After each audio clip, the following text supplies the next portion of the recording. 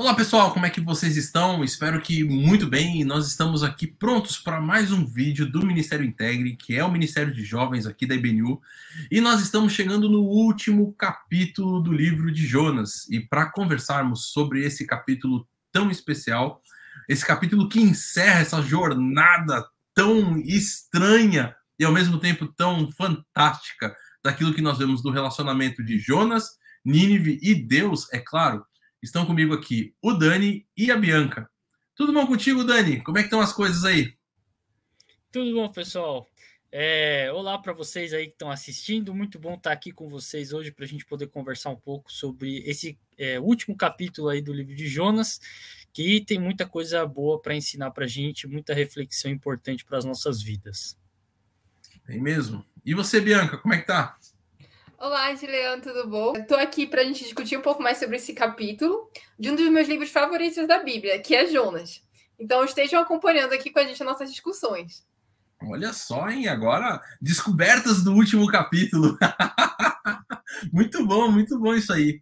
Bom, pessoal, o que a gente tem? Nós estamos estudando, vimos que Jonas é um livro bastante bem montado, ele está em 2 atos, cada ato com 2 peças. Então nós tivemos no ato 1, Jonas sendo convocado e ele fugindo da convocação que ele recebe de Deus. Ele então embarca para um navio e ele vai fugir, só que ele não consegue escapar exatamente de Deus, porque afinal de contas Deus está em todo lugar.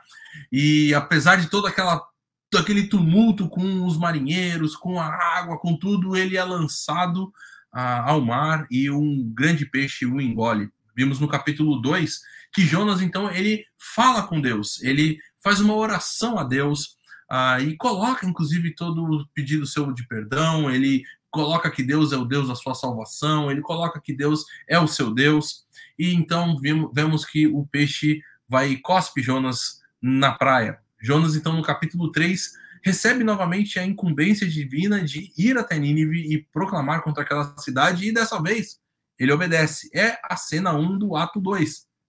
E o que a gente vai ter? Jonas vai até a cidade, mas nós percebemos que ele não estava muito com o coração nessa missão, não.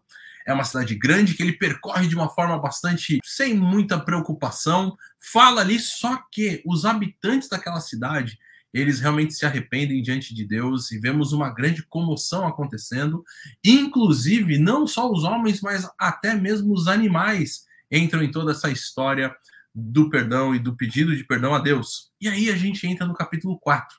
E o capítulo 4, Jonas, ele tá percebendo, ele tá vendo toda essa mudança que aconteceu. E o capítulo 4 vai começar dizendo que Jonas fica profundamente descontente, que é a marca de Jonas agora no capítulo 4. Um homem descontente, e descontente com o quê? Pode parecer a coisa mais doida, né? Mas ele está descontente com a graça de Deus. Ele está descontente com o fato de Deus ser um Deus amoroso, de Deus ser um Deus que perdoa, um Deus que tem compaixão pela vida das pessoas. Isso por quê? Porque Jonas queria ver o circo pegar fogo. Jonas queria ver o fogo caindo do céu e consumindo Nínive, acabando com aquela cidade, que era uma cidade inimiga do seu povo. E tudo isso vai acontecer de uma situação bastante interessante, porque esse capítulo 4 vai apresentar um diálogo, um bate-papo de Deus com Jonas. E sabe o que é mais interessante para mim? É que no capítulo 2, quando Jonas é lançado ao mar e o peixe vem e engole Jonas, Jonas fala com Deus. E Deus simplesmente manda o peixe colocar Jonas, né, cuspir Jonas lá na praia. Mas agora a coisa é diferente. Jonas, ele vai ali totalmente, profundamente descontente, com raiva de tudo que está acontecendo, e Deus fala com ele.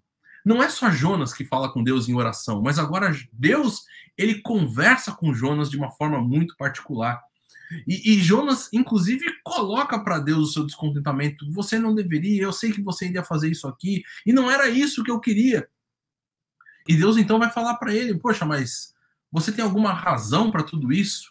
Jonas sai da cidade como se estivesse esperando ainda a fúria de Deus aparecer, mas o texto vai mostrar que Deus, em sua graça, permite que uma planta se levante e faça sombra para Jonas, para que ele possa ficar ali, no meio da sua fúria, no meio de toda a sua indignação, vendo de uma forma bastante confortável toda a situação. Porém, no dia seguinte, a planta é devorada por uma lagarta e Deus manda aquilo que o texto vai dizer, um vento oriental muito quente, que bate na cabeça do Jonas e faz, inclusive, Jonas quase desmaiar. E Jonas, então, fica extremamente irritado e fala, como assim? Que negócio é esse? E Deus, então, volta para conversar com Jonas e fala assim, como assim? Como que você pode ter a misericórdia de uma planta e não ter misericórdia de pessoas? E esse, basicamente, é o nosso capítulo 4, que a gente vai conversar aqui. Esse é um resumo, só para você relembrar de tudo aquilo que envolve o capítulo 4. E aí, agora, eu quero perguntar aqui para o nosso pessoal, que parece que Jonas, como um grande profeta de Deus, era alguém que tinha muito conhecimento de Deus. E hoje, quando eu olho para a vida dos jovens, principalmente eu que trabalho em seminário teológico, eu vejo uma quantidade grande de jovem que está ali, parece que sedento de conhecer a Deus, de estudar teologia, de descobrir as questões filosóficas que envolvem toda a criação e tudo aquilo que existe. Mas será que a prática, ela acompanha isso? Isso é bem engraçado, né? Porque nem sempre a nossa prática está alinhada com aquilo que a gente conhece. Então, a gente sabe que Jonas era uma pessoa que tinha um conhecimento sobre Deus, né? Ele era um profeta, e no texto ele fala, Senhor, não foi isso que eu disse quando eu ainda estava em casa?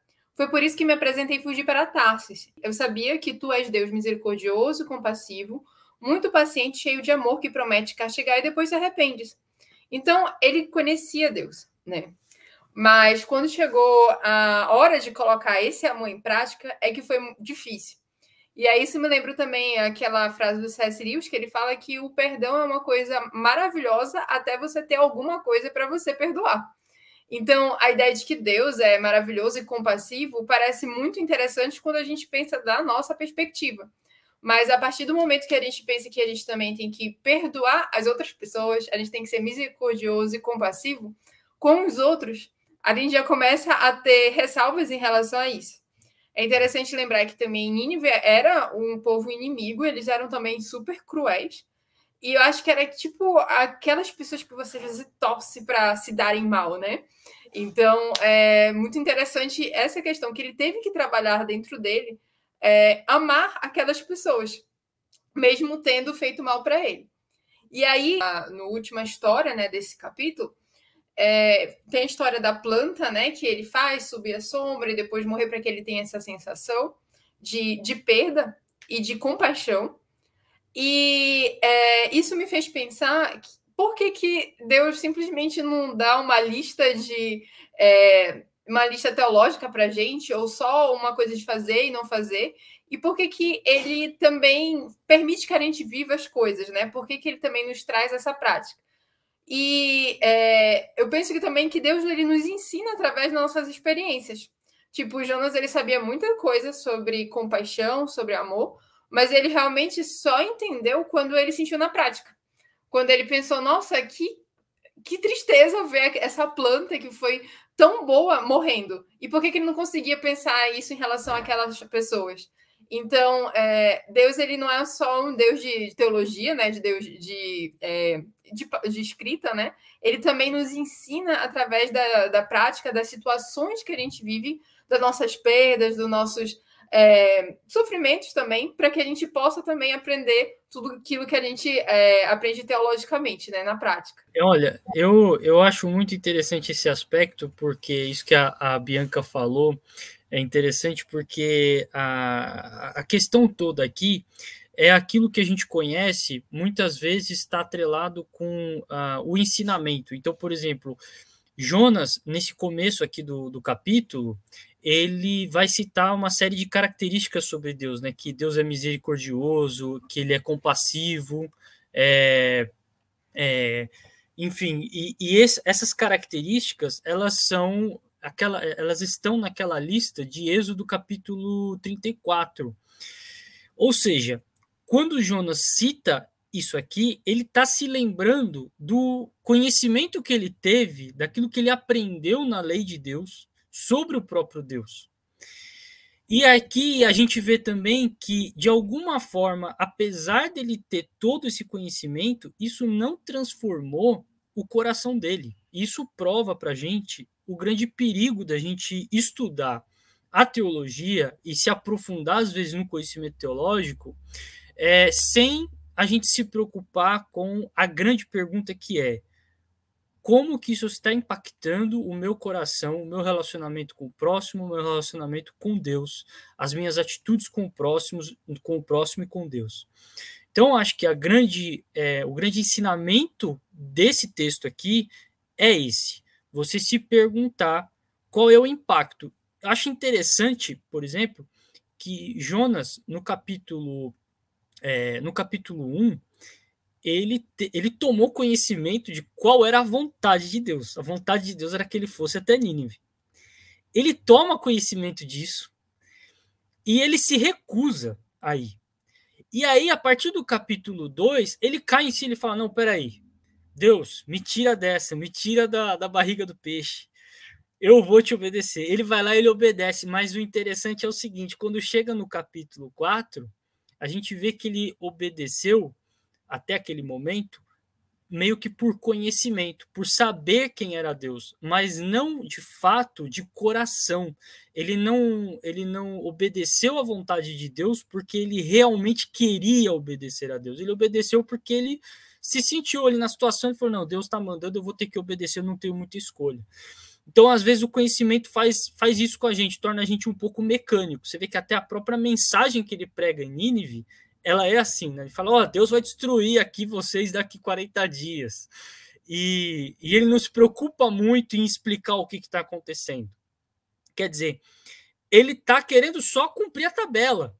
E não é isso que nós estamos sendo ensinados pela Escritura. Deus, ele quer que a gente esteja executando as nossas ações de todo o coração, né? Então, acho que o que a gente pode pegar de conhecimento versus prática é isso. É o quanto você conhece. Será que isso está impactando o seu coração? Será que você está fazendo as coisas de vontade porque você ama, ou você está fazendo por, eu li aqui que tem que fazer, então vamos fazer um negócio meio mecânico? Acho que essa é a grande pergunta, né? Nossa, eu fiquei ouvindo vocês falando aqui, fiquei pensando em algumas coisas, né? Até pegando aquilo que a Bianca colocou e o Dani depois. E uma das coisas, talvez, que me chamou a atenção no desenvolvimento do bate-papo com vocês aqui, foi que o conhecimento dentro daquilo que envolve a realidade cristã é um conhecimento de gente, de pessoa, e não de teorias. E eu creio que esse seja essa grande questão. Jonas mesmo, ele conhecia quem Deus era, como foi falado, de Êxodo e tudo, mas ele conhecia as ações divinas. E eu já tive a grande oportunidade, tanto com o Dani e a esposa, quanto com a Bianca e o marido dela, de poder estar com eles, de poder sair em algum momento, de até sair para comer alguma coisa juntos e tal, de recebê-los na minha casa, de ir na casa. E isso é um conhecimento diferente do que estudar a vida de alguém por aquilo que você lê, né? Porque uma das coisas que é onde eu quero chegar aqui, para eu mesmo não me delongar, é o seguinte: quando você conhece alguém, a vida dessa pessoa, ela te impacta a ponto de que muitas vezes você começa até mesmo a agir diferente daquilo que é o seu natural em relação a esse relacionamento que começou. Você começa a frequentar lugares que você não frequentava antes, porque são os lugares que aquela pessoa frequenta. Você começa a comer comidas diferentes. Aliás, aqui a gente tem a Bianca, que é paraense, que inclusive tem ali toda a comida do Pará, e já fui comer coisas mais relacionadas a coisas do Pará, tanto junto com o Geek que ela participa, como com ela. Então, é interessante, já até discutimos algumas vezes, assim, discutindo o sentido de bater papo sobre comidas. A minha esposa, a Vânia, ela ama a comida do Pará, e a gente já foi a Belém algumas vezes, daí ela foi falando do filhote, né, do peixe, falando do não sei o que, não sei o que lá. Quando você conhece alguém, esse conhecimento, no sentido de relacionamento, ele muda você. Ele passa a fazer com que você faça coisas novas que fazem parte do universo daquela pessoa que você agora está se relacionando. E com Deus, deveria ser isso que deveria acontecer com a gente. Porque, afinal de contas, saber que ele é um Deus misericordioso, compassivo, cheio de amor, que promete castigar, mas depois se arrepende, tudo isso, deveria envolver a gente nesse tipo de relação também. Deveria fazer com que a nossa prática fosse, de certa forma, aumentada por esse relacionamento. Mas quando esse relacionamento é só teórico, por exemplo, C.S. Lewis já faleceu, que foi citado pela Bianca. Então eu posso ler todas as obras que o C.S. Lewis escreveu, eu posso escrever biografia, eu posso ler biografia, eu posso ler monografias e dissertações a respeito da vida de C.S. Lewis, mas isso não vai dizer que eu conheci C.S. Lewis da forma como Deus permite que eu conheça ele, como meu amigo pessoal, como meu pai, como alguém que tem um relacionamento de verdade comigo. E essa que vai ser essa grande diferença. Estudar teologia é bom.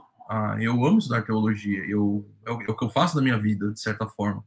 Mas ter esse conhecimento da pessoa de Deus é sempre mais importante. E eu acho que isso envolve a segunda pergunta que eu pensei aqui, a gente bater papo. É possível fazer a mesma coisa que Jonas fez hoje? Ficar descontente com uma ação tão poderosa de Deus? Será que consegue imaginar isso, Dani? Alguém que fica triste, alguém que fica querendo, inclusive, morrer por ter visto Deus agir de uma forma tão amorosa? Então, isso aí acontece porque, às vezes, a gente tem a gente tem uma expectativa a respeito de Deus. A gente pensa assim, eu acho que Deus vai agir assim. Então, a gente é como se a gente quisesse falar para Deus, o Senhor tem que agir desta forma, porque é assim que eu imagino que o Senhor vai agir. E aí, quando Deus vai lá e nos surpreende com, por exemplo, como que aconteceu com Jonas, né?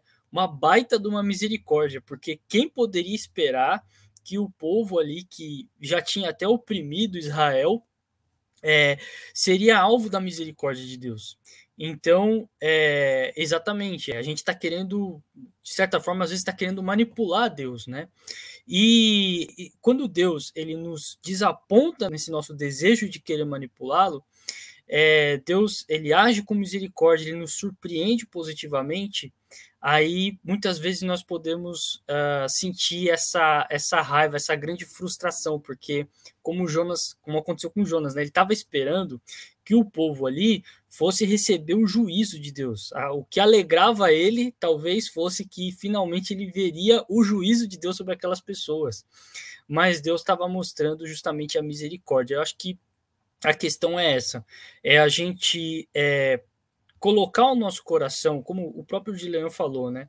Colocar o nosso coração para caminhar com Deus, num relacionamento realmente profundo com Ele, vai transformar o nosso coração a ponto de que nós olharemos para as pessoas com essa mesma misericórdia que Deus olhou, por exemplo, para o povo ali de Nínive, né? Então, e era isso que estava faltando ali no coração de Jonas. Ele não estava conseguindo olhar para aquelas pessoas com essa misericórdia, e isso fez com que ele se desapontasse. Então, acho que aqui o ponto é o quanto o nosso coração está alinhado com o coração de Deus, né? E aí o relacionamento que a gente falou aqui já no comentário anterior, né? Esse relacionamento verdadeiro com Deus, de um coração que se coloca na presença de Deus, esse relacionamento vai transformar o meu coração a ponto de que eu terei esses mesmos anseios que Deus tem. O anseio de ver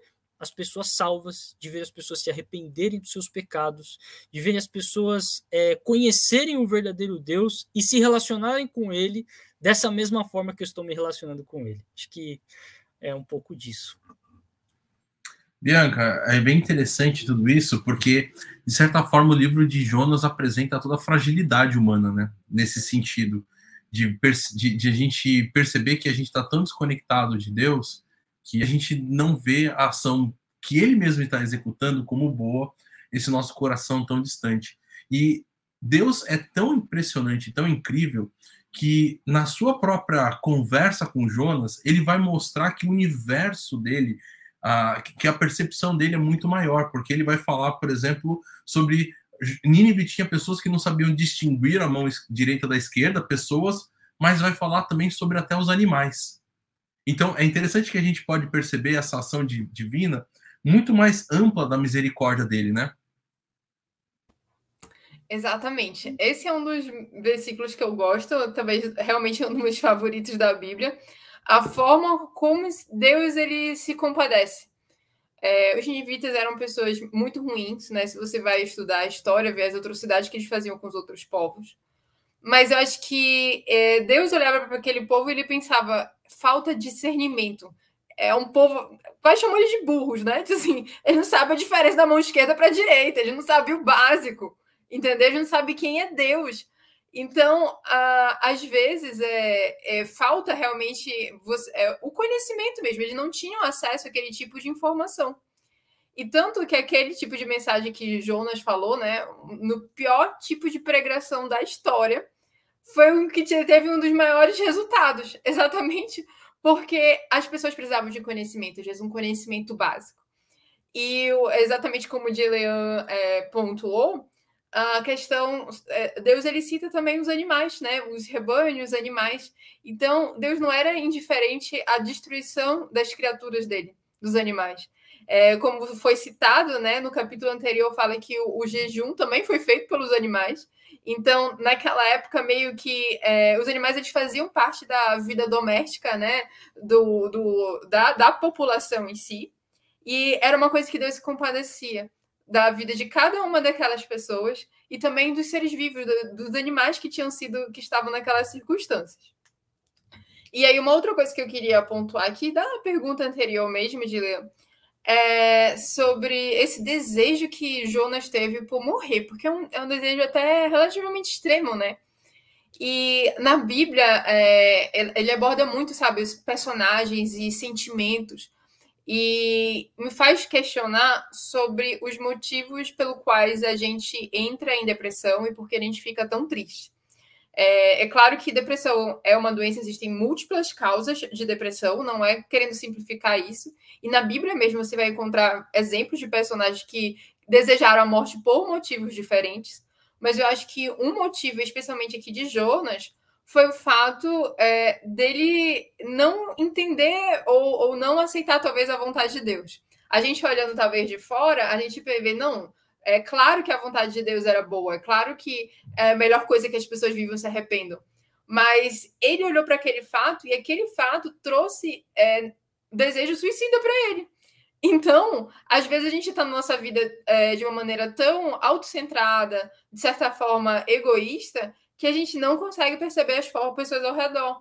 E muitas das vezes esse tipo de pensamento realmente que só olha para si próprio leva a gente realmente a ficar triste, a pensar nos nossos problemas, da nossa perspectiva, do nosso mundo, e até desejar a morte, porque a gente não consegue ver as coisas de outra perspectiva, da perspectiva divina.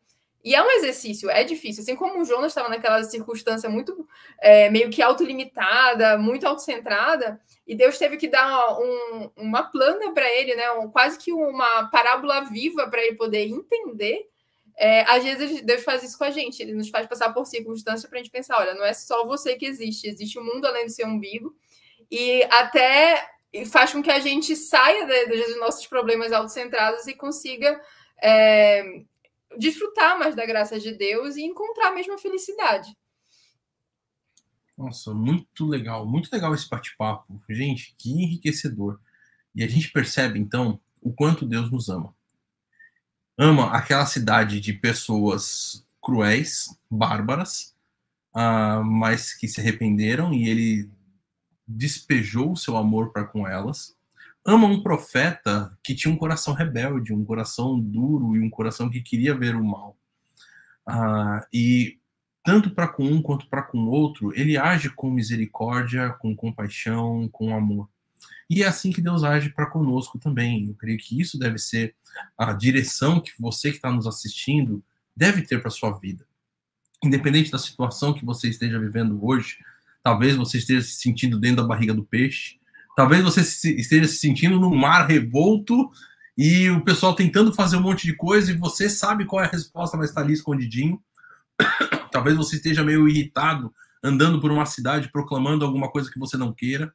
Talvez você esteja de frente de uma cidade esperando que algo ruim aconteça com ela. Em todos os momentos da sua vida, Deus está ao seu lado, que Deus está pronto e disposto a te perdoar, a te receber, a te amar, a demonstrar o amor que ele tem por você e a mudar a sua vida, mudar a sua percepção a respeito da criação. Como a Bianca colocou, é interessantíssimo mostrar que Deus tinha essa compaixão pelos animais que estavam ali também. Ele não teve só com as pessoas que estavam ali. Isso mostra que nós, e que você que está nos assistindo aqui também, deve agir dessa mesma forma. Que você dedique a sua vida ao reino de Deus, a alcançar outras pessoas, a levar essa graça e esse amor também para onde quer que você esteja. E com isso, enquanto você estiver nessa ação, que o seu coração esteja sintonizado com Deus, para que aquelas pessoas que ele salvar, você se alegre junto e possam caminhar juntos na vida cristã. Daniel e Bianca, obrigado pelo tempo de vocês aqui com a gente, compartilhando. Últimas palavras, assim, querem fazer um desfecho de vocês para o nosso pessoal que está ouvindo sobre Jonas. Bianca, quer começar? Então, a gente vai estar terminando, né, essa série sobre Jonas. E é interessante ver esse capítulo e ver como que é uma história muito mais profunda. Como que é um livro que fala sobre o amor de Deus pelos povos e como que ele transforma as vidas para o seu propósito, né? Como que ele resgatou Jonas, mesmo tendo fugido no ventre de um peixe, como ele resgatou ele para a vida e como ele estava se importando com a vida daquelas pessoas. Então, muitas das vezes a gente olha até como se fosse uma alegoria, a história de Jonas e o grande peixe, mas na verdade é uma história muito mais profunda sobre o amor e a graça e a misericórdia de Deus. Bom, foi muito bom aí estar participando dessa série, né? Foi muito gostoso e eu acho que assim, como fechamento, eu gostaria de dizer que essa história de Jonas, ela é uma história que surpreende muito a gente quando a gente lê, porque como a Bianca falou, né?